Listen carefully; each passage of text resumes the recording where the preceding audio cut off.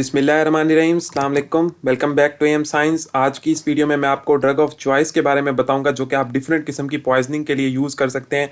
Basically ये video बहुत ही ज़्यादा इंपॉर्टेंट और इंटरेस्टिंग होने वाली है क्योंकि ये जो वीडियो है ये फार्माकोलॉजी हो गई, चाहे वो जनरल मेडिसन हो और चाहे फोरेंसिक मेडिसन हो, सबके लिए ये बहुत ज़्यादा इंपॉर्टेंट है। और बिलखसूस क्लिनिकल प्रैक्टिस के लिए तो ये बहुत ही ज़्यादा इंपॉर्टेंट होने वाली है। तो आपने इस वीडियो को नहायत ही तवज्जो के साथ सुनना है। मैं आपको इस वीडियो में ड्रग ऑफ चॉइस के बारे में बताऊंगा जो कि हम डिफरेंट किस्म की पॉइजनिंग में देंगे। यहाँ पे मैंने आपके आसानी के लिए यहाँ पे डिवाइड किया है कि सबसे पहले जो ब्लड के रिलेटेड पॉइजनिंग होंगी उसके लिए हम कौन से ड्रग्स देंगे, फिर है सीवीएस और फिर है रेस्पिरेशन। ये तीनों एक दूसरे से रिलेटेड होती हैं, इसीलिए मैंने इसको इकट्ठा रखा हुआ है यहाँ पे। अगर हम ब्लड से रिलेटेड बात करें तो drug of choice iron poisoning के लिए हम डिफ्रोक्सामीन देंगे। अब यहाँ पे मैं आपको बता दूं कि ड्रग ऑफ चॉइस वो होता है कि जो किसी भी किस्म की पॉइजनिंग हो उसमें हम जो पहला ड्रग देते हैं पेशेंट को उसको बोला जाता है ड्रग ऑफ चॉइस। अब आयरन की पॉइजनिंग, अब मैं यहाँ पे आपको इस तरह बताऊंगा। सबसे पहले कि पॉइजनिंग में जो मेन सिम्टम होगा उसकी एक बात बताऊंगा और साथ में जो हम उसका एंटीडोट वगैरह दे रहे होंगे उसकी भी बताऊंगा कि वो हम क्यों दे रहे हैं, किस सिम्टम्स को कंट्रोल करने के लिए दे रहे हैं। यहाँ पे अगर आप देखें कि आयरन की जो पॉइजनिंग होगी उसमें हम लोग डिस्फ्रोक्सामीन देंगे। और उसके बाद अगर हम दूसरी जो यहाँ पे देखें वो है drug of choice for warfarin poisoning, उसके लिए हम देंगे विटामिन के। बेसिकली जो वारफरीन है वो एंटीकोगुलेंट होता है और हम एंटीकोगुलेंट की जो पॉइजनिंग हो जाए तो हम कोगुलेशन करवाने के लिए विटामिन के वगैरह देते हैं। तो इसीलिए हम विटामिन के कोगुलेशन करवाता है और वारफरीन जो है वो एंटीकोगुलेंट है, तो इसलिए उसका उलट हम विटामिन के यहाँ पे दे रहे होते हैं। इसके अलावा यहाँ पे अगर drug of choice for heparin poisoning देखें तो हेपरिन भी एंटी कोगुलेंट है, कोगुलेशन नहीं होने देगी, तो उसके लिए हम प्रोटामिन सल्फेट देंगे जो कि कोगुलेशन करवा देगी पेशेंट के अंदर। तो ब्लड से रिलेटेड ये तीन किस्म की पॉइजनिंग होती हैं और इसके लिए ये तीन एंटीडोट हमेशा याद रखने हैं। उसके बाद अगर रिलेटेड तो सीवीएस की बात करें कि कार्डियोवास्कुलर सिस्टम के लिए, उसके लिए है कि अगर कैल्शियम चैनल ब्लॉकर्स जो है उसकी पॉइजनिंग हो जाए तो उसके लिए हम क्या देंगे, उसके लिए हम कैल्शियम देंगे और साथ ग्लूकागॉन देंगे। अब आप यहाँ पे देखें कैल्शियम चैनल ब्लॉकर में जो है कैल्शियम की बहुत ज़्यादा कमी हो जाएगी, तो कैल्शियम साथ में दे रहे हैं और ग्लूकागॉन दे रहे हैं। तो ये दो चीज़ें हम कैल्शियम चैनल ब्लॉकर में देते हैं जो कि उसके हाइपरटेंशन यूज़ हैं, बहुत ज़्यादा यूज़ होते हैं, वो आप देख लें। उसके बाद अगर रेस्पिरेशन की बात करें तो उसके लिए थियोफाइलिन की एक पॉइजनिंग होती है, उसमें हम ड्रग ऑफ चॉइस कौन सा देंगे, बीटा ब्लॉकर। अब ये क्यों देंगे हम, अगर आप थियोफाइलिन की बात करें तो थियोफाइलिन जो है बेसिकली ब्रोंकोडाइलेटर है जो कि ब्रोंकोडाइलेशन करवा देती है, तो उसके नतीजे में हम बीटा ब्लॉकर्स देते हैं जो कि ब्रोंको कंस्ट्रिक्शन करवा देता है, तो उसकी पॉइजनिंग में बीटा ब्लॉकर्स बहुत ही ज़्यादा इफेक्टिव होते हैं। उसके बाद अगर हम बात करें मिथाइल जेंथीन पॉइजनिंग जो कि बेसिकली अमाइनोफाइलिन या थियोफाइलिन ही होती है, वही बीटा ब्लॉकर ब्रोंकोडाइलेटर्स करवा देते हैं, तो उसके नतीजे में हम बीटा ब्लॉकर्स देते हैं पेशेंट को ताकि वो उसकी ब्रोंको कंस्ट्रिक्शन हो जाए और पेशेंट जो है वो ठीक हो जाए। तो यहाँ पे इस कलर को आपने याद रखना है। यहाँ पे ये जो है ड्रग ऑफ चॉइस जो है येलो कलर में है और वाइट जो है वो हिस्ट्री वगैरह या आप उसे कह सकते हैं। उसके बाद नेक्स्ट अगर हम चलें यहाँ पे एएनएस और सीएनएस से रिलेटेड जो है जो पॉइजनिंग होंगी उसमें हम कौन से ड्रग देंगे। सबसे पहले है कि drug of choice for anticholinergic poisoning. Anticholinergic poisoning में हम देंगे फाइजोस्टिगमीन। अब एंटीकोलिनर्जिक्स में अगर आपको पता हो कि टर्शरी अमाइंस और क्वाटरनी अमाइंस में जितने भी ग्रुप्स हैं उनकी अगर पॉइजनिंग हो जाएगी तो उसमें हम फाइजोस्टिगमीन देंगे, यानी कोलिनर्जिक। एंटीकोलिनर्जिक में कोलिनर्जिक देंगे। कोलिनर्जिक फाइजोस्टिगमीन होता है, ये इनडायरेक्ट एक्टिंग है, तो ये चीज़ हम इसमें देंगे। अब जितने भी एंटीकोलिनर्जिक के ब्रोंकोडाइलेशन या बहुत ज़्यादा जो सिक्रीशंस हो रही होंगी वो इससे फाइजोस्टिगमीन से कम हो जाएंगी। उसके बाद अगर हम बात करें ऑर्गेनोफॉस्फेरस पॉइजनिंग की जो कि उसके लिए हम देंगे एट्रोपिन। अब ऑर्गेनोफॉस्फेट जो की पॉइजनिंग होती है वो कोलिनर्जिक एगोनिस्ट की तरह ही होती है, तो उसके लिए एट्रोपिन यानी कोलिनर्जिक एंटागोनिस्ट हम देंगे यहाँ पे। उसके बाद अगर हम ड्रग ऑफ चॉइस देखें कार्बामेट पॉइजनिंग की, कार्बामेट पॉइजनिंग भी बेसिकली ऑर्गेनोफॉस्फेरस यानी पेस्टिसाइड्स वगैरह की ही पॉइजनिंग होती है, उसके लिए भी हम एट्रोपिन देंगे यानी एंटी कोलिनर्जिक एंटागोनिस्ट देंगे। और उसके बाद अगर हम देखें यहाँ पे कि drug of choice for alpha 1 agonist की पॉइजनिंग अगर हो जाएगी तो उसके लिए हम देंगे फेंटोलामीन। अल्फा 1 एगोनिस्ट जो होते हैं जितने भी, अगर फिनाइलेफ्रीन हो गया, मिथोक्सामीन हो गया, उसकी पॉइजनिंग अगर हो जाएगी तो उसके लिए फेंटोलामीन जो कि अल्फा 1 2 एंटेगोनिस्ट है, अल्फा 1 एगोनिस्ट की पॉइजनिंग हुई है लेकिन हम दे रहे हैं अल्फा 1 अल्फा 2 एंटेगोनिस्ट। तो ये चीज़ याद रखनी है। अल्फा 1 एगोनिस्ट क्या करवाता है बेसिकली, ये जो है हाइपोटेंशन करवा देता है, और उसके अलावा जो है यहाँ पे ये ब्रेडिकार्डिया वगैरह करवाता है। तो फेंटोलामीन क्या करेगा, वो उसकी टैकीकार्डिया और हाइपरटेंशन वगैरह करवाएगा, तो इसलिए ये इफेक्टिव है। अगर हम अल्फा 2 एगोनिस्ट की बात करें यहाँ पे, तो उसके लिए हम देंगे प्रोप्रेनोलॉल उसकी पॉइजनिंग के लिए। अब अल्फा 2 में कौन से ड्रग हैं, क्वानबेंजीन, क्वानफेसिन, क्लोनिडीन वगैरह, उसके लिए हम प्रोप्रेनोलॉल यानी बीटा 1 2 जो है एंटागोनिस्ट वो देंगे। अब जो अल्फा 2 एंटागोनिस्ट में क्या हो रहा होता है, अल्फा 2 एंटागोनिस्ट में जो रीबाउंड हाइपोटेंशन का बहुत ज़्यादा मसला होता है उसकी पॉइजनिंग में, तो उससे बचने के लिए हम प्रोप्रेनोलॉल देते हैं ताकि वो उसकी जो हाइपरटेंशन है उसको सही तरीके से कम किया जाए, दोबारा उसको हाइपरटेंशन ना हो। उसके बाद drug of choice for beta blocker poisoning अगर हो जाए, चाहे वो बीटा 1 है चाहे वो बीटा 2 है, जो भी है उसकी पॉइजनिंग अगर हो गई है तो उसके लिए हम देंगे सिंपल ग्लूकागान पेशेंट को, तो उसके लिए ये इफेक्टिव है। ये तो हो गई एएनएस से रिलेटेड। अगर सीएनएस से रिलेटेड हम बात करें तो drug of choice for benzodiazepine poisoning, चाहे वो सिडेटिव हो चाहे वो हिप्नोटिक्स हो, बेंजोडाइजापीन उसकी पॉइजनिंग अगर हो गई है पेशेंट को, तो पेशेंट जो है कोमा में चला जाता है, तो हम फ्लूमेजनिल देते हैं जो कि बेंजोडाइजापीन एंटेगोनिस्ट है, और पेशेंट जो है फौरन विद इन अ सेकेंड जो है रिकवर हो जाता है और उठ जाता है मतलब। उसके बाद जो है एंटी साइकोटिक पॉइजनिंग। अब एंटी साइकोटिक में आपको पता है कि उसमें जनरेशन वाइज ड्रग्स होते हैं, और अगर उसकी पॉइजनिंग वगैरह हो गई, साइकोसिस हो गई, आप कह सकते हैं एरिदमिया हो जाता है बहुत ज़्यादा, तो उसकी पॉइजनिंग के लिए हम देते हैं सोडियम बाइकार्बोनेट, क्योंकि एसिडोसिस हो रही होती है तो उससे बचने के लिए, और साथ में जो है लिडोकेन दे रहे होते हैं जो कि लोकल एनेस्थेटिक भी है और एंटी एरिदमिक भी है, सोडियम चैनल ब्लॉकर है क्लास 1 का, तो ये चीज़ इसके लिए बहुत ज़्यादा इफेक्टिव है। नेक्स्ट है कि drug of choice for opioid overdose.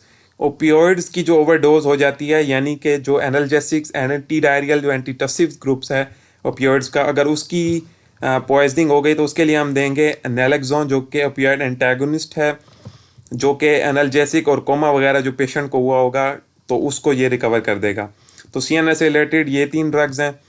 अब हम कुछ और अदर ड्रग्स को अगर यहाँ पे देखें तो एनसेड से रिलेटेड पॉइजनिंग, एंडोक्राइन से रिलेटेड और कीमोथेरेपी से रिलेटेड।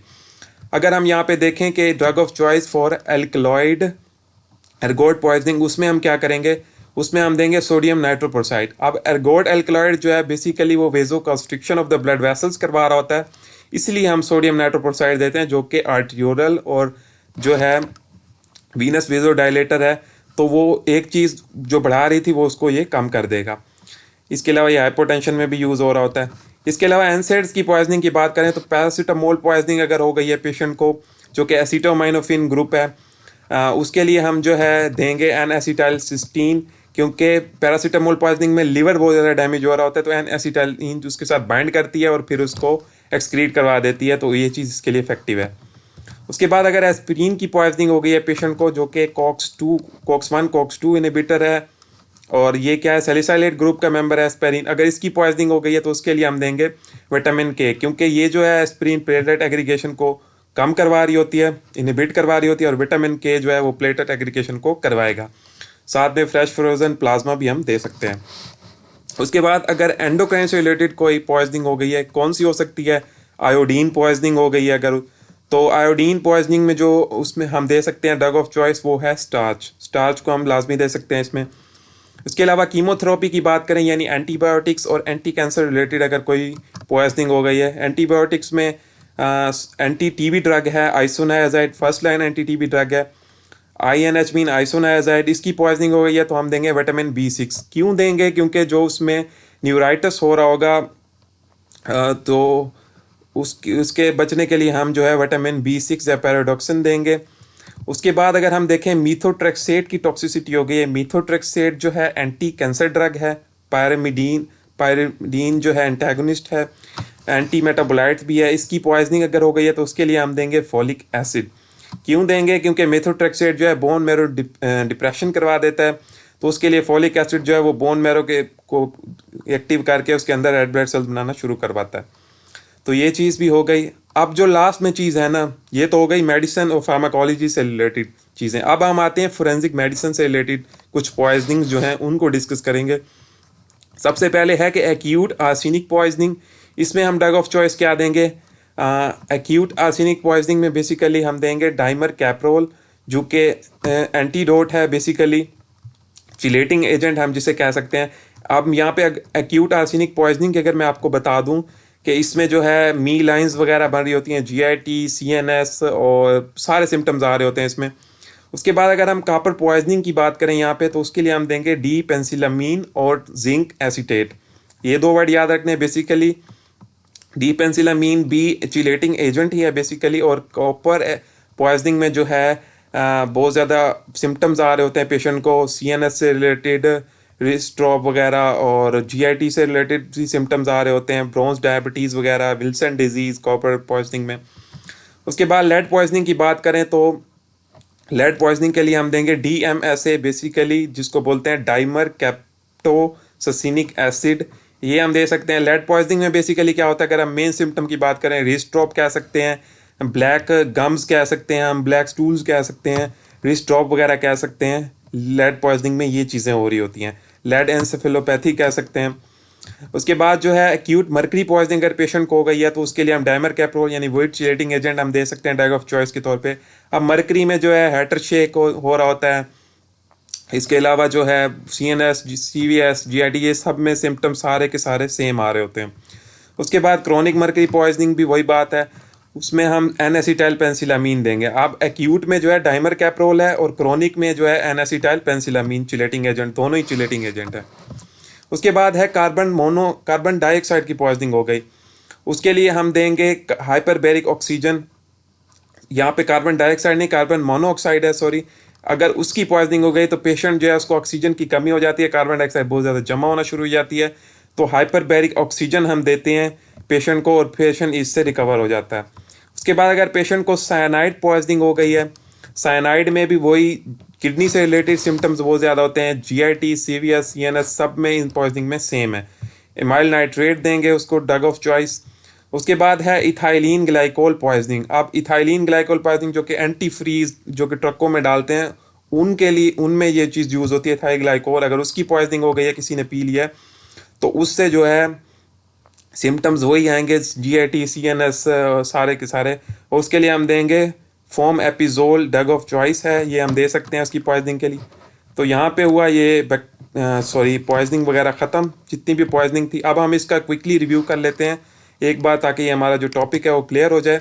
सबसे पहले है कि drug of choice for the poisoning, जो कि हम किसी भी पॉइजनिंग में सबसे पहले देंगे।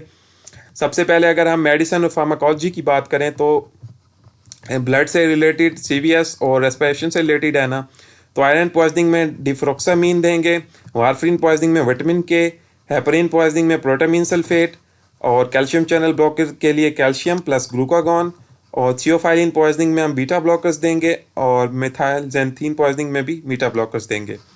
अगर हम एएनएस और सीएनएस की बात करें, तो एएनएस में एंटीकोलिनर्जिक ड्रग पॉइजनिंग में फाइजोस्टिगमीन, ऑर्गेनोफॉस्फेट पॉइजनिंग में एट्रोपिन, और कार्बामेट पॉइजनिंग में भी एट्रोपिन, अल्फा 1 एगोनिस्ट पॉइजनिंग में फेंटोलामीन, अल्फा 2 एगोनिस्ट पॉइजनिंग में प्रोप्रानोलोल, और बीटा ब्लॉकर पॉइजनिंग में ग्लूकागॉन। सीएनएस की बात करें तो बेंजोडाइजापीन पॉइजनिंग में फ्लूमेजनिल, एंटीसाइकोटिक पॉइजनिंग में सोडियम बाइकार्बोनेट प्लस लेडोकिन, और ओपियाइड ओवरडोज में हम देते हैं नैलेक्सोन। उसके बाद हम देखें अगर, तो एनसेड्स, एंडोक्राइन और कीमोथेरेपी में एर्गोट एल्कलॉइड पॉइजनिंग में हम सोडियम नाइट्रोप्रोसाइड देंगे, पैरासीटामोल पॉइजनिंग में एन-एसिटाइलसिस्टीन देंगे, एस्पारिन पॉइजनिंग में विटामिन के प्लस फ्रेश फ्रोजन प्लाज्मा देंगे, एंडोक्राइन में आयोडीन पॉइजनिंग में स्टार्च देंगे, आइसोनाइजाइड की पॉइजनिंग में विटामिन B6 देंगे, और जो है मिथोट्रेक्सेट टॉक्सिसिटी में फोलिक एसिड देंगे या फोलिनिक एसिड। उसके बाद फोरेंसिक मेडिसिन से रिलेटेड पॉइजनिंग जो है, जैसे कि एक्यूट आर्सेनिक पॉइजनिंग में डाइमर कैप्रोल, कॉपर पॉइजनिंग में डी पेंसिलामीन और जिंक एसीटेट, लेड पॉइजनिंग में डीएमएसए यानी dimercaptosuccinic acid, acute mercury poisoning में डाइमर कैप्रोल, और क्रोनिक मर्करी पॉइजनिंग में एन-एसिटाइल पेंसिलामीन। कार्बन मोनोऑक्साइड की पॉइजनिंग यहाँ पे ये ठीक कर लेना है, हाइपरबेरिक ऑक्सीजन, और साइनाइड पॉइजनिंग में इमाइल नाइट्रेट, और जो आखिरी है हमारे पास इथाइलिन ग्लाइकोल पॉइजनिंग, उसमें देंगे फॉर्म एपिजोल। तो ये कुछ ड्रग ऑफ चॉइस हैं जो कि बहुत ही ज़्यादा इंपॉर्टेंट है, चाहे वो क्लिनिकल वाइट हो, चाहे वो कोई भी एग्जाम हो, चाहे वो कोई एमसीक्यूज हो, एससीक्यू हो, हर चीज़ के लिए बहुत ही ज़्यादा इंपॉर्टेंट है। तो उम्मीद है कि आपको ये समझ आ गए होंगे। अगर आपको समझ आ गए तो आपने इस वीडियो को लाजमी से लाइक कर देना है, अपने दोस्तों के साथ शेयर करना है और इसको कभी भी नहीं भूलना किसी भी एग्ज़ाम के लिए, किसी भी क्लिनिकल वर्क के लिए। और इस तरह की अच्छी अच्छी वीडियोस के लिए आप हमारे चैनल एम साइंस को सब्सक्राइब कर सकते हैं और साथ बेल आइकन को दबा दें ताकि आप कोई भी वीडियो इस चैनल की मिस ना कर सकें। और अगर आपको किस चीज़ की समझ नहीं है तो आप इस वीडियो के कमेंट सेक्शन में पूछ सकते हैं। इस वीडियो के डिस्क्रिप्शन में आपको सोशल मीडिया अकाउंट्स के लिंक्स मिल जाएंगे, आपने वहाँ जाके भी फॉलो कर लेना है। इसके अलावा इससे पहले जितनी भी वीडियोज़ पड़ी हुई हैं आप यहाँ पर देख सकते हैं। आपको यहाँ पे बहुत ही ज़्यादा आसान वे में यहाँ पे समझाया गया है। तो बस इतना ही था वीडियो में, मिलते हैं नेक्स्ट इसी तरह की और ड्रग ऑफ चॉइस किसी और रिलेटेड। तब तक के लिए खुदा हाफिज़।